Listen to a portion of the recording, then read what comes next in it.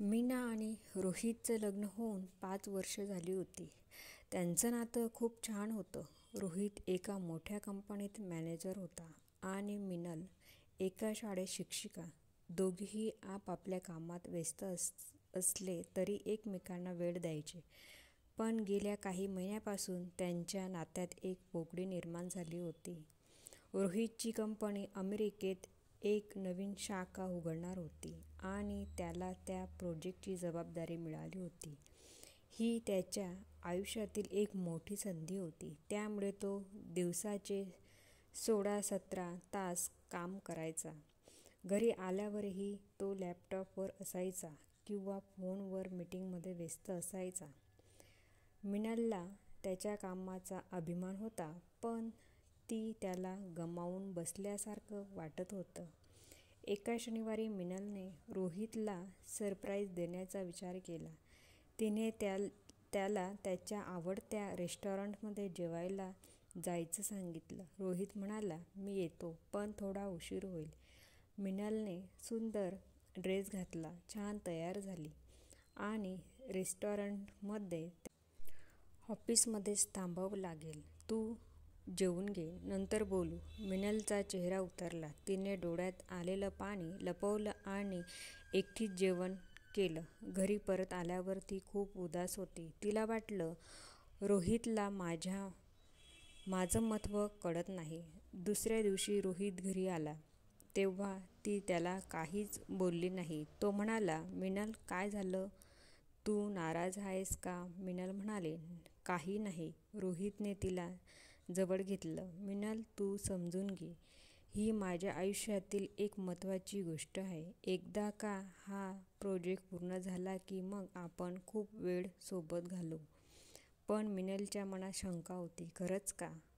तिने स्वतःला विचारलं. शोध काही दिवसांनी रोहितला अमेरिकेला जायचं होतं. मिनलने त्याला एअरपोर्टवर सोडलं. निघताना रोहित म्हणाला, "मी लवकर परत येईन." मिनलने फक्त हसून मान डोलावली. रोहित अमेरिकेला गेला. सुरुवातीला काही दिवस ते फोनवर बोलायचे, पण हळूहळू तेही कमी झालं.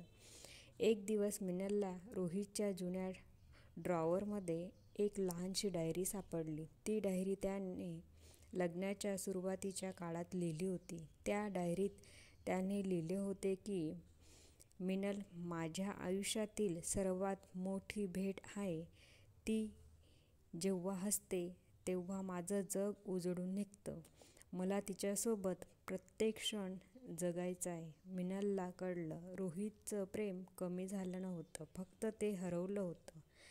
त्याच्या कामाच्या तणावात तो स्वतःला विसरला होता आणि त्याच्या नात्यालाही. मिनलने ठरवलं, ती आता रोहितला कॉल करणार नाही. त्याला स्वतःहून कळायला हवं होतं की ती त्याच्या आयुष्यातील एक महत्त्वाची व्यक्ती आहे.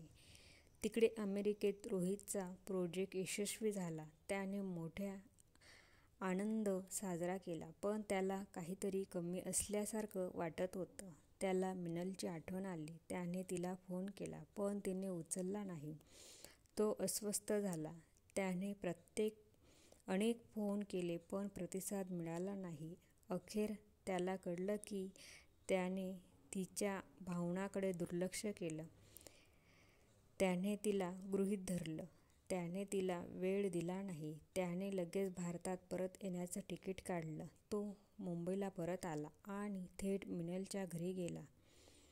दारातच त्याने तिला पाहिलं. ती शांत उभी होती. तो म्हणाला, "मिनल, मी आलो.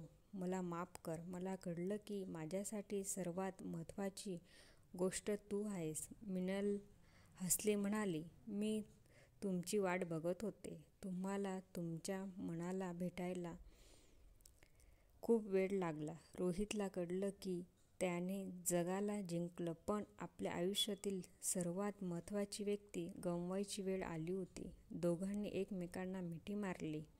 रोहितने आपली चूक सुधारली होती. त्याला समजलं की आयुष्यात पैसा आणि यश महत्त्वाचं असलं तरी नाती जपायला वेळ द्यावा लागतो.